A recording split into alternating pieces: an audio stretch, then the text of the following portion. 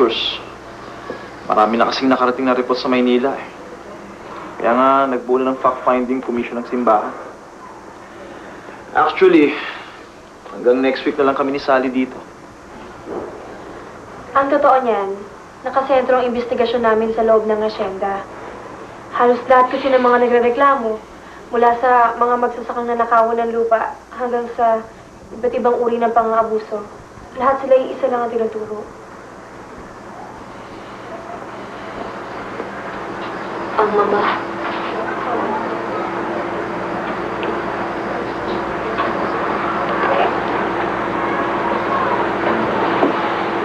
Alam ko naman yan eh. Sa palagay niyo ba bakit ayaw ko bumalik sa asyenda? Ayaw sa kanya. Ako na. Hello? Yes? Saan ang exact location? Thank you. Darating kami dyan. Sige, salamat.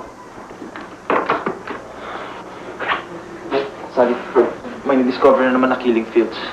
Mga rebelde naman daw. Halika, i-document natin. Tara, kasama ako. Luna, mas makabubuti sa'yo na dito ka na lang. Hindi pwede.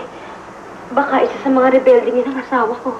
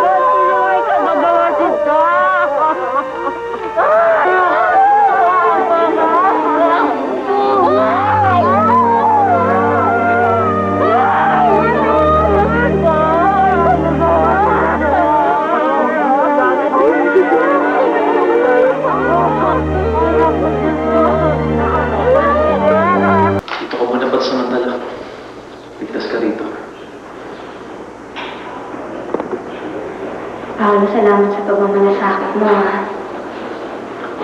Wala na akong intindihin mo. Luna, ang totoo, sasabihin sana ako sa'yo. Gusto ko sana humingi ng tulong sa'yo.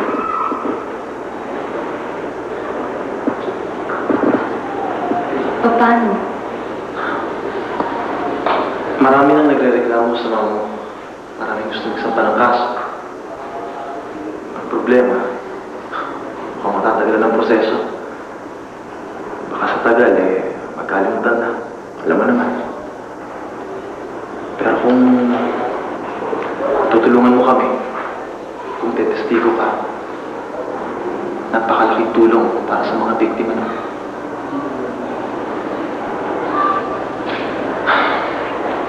Alam kong inawa pa rin siya kahit anong naging kasalanan niya.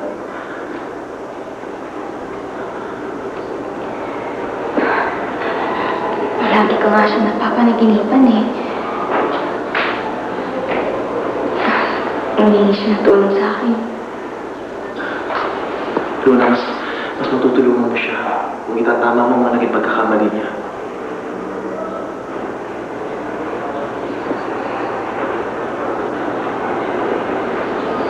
Nakakaasa kang tutulong ako.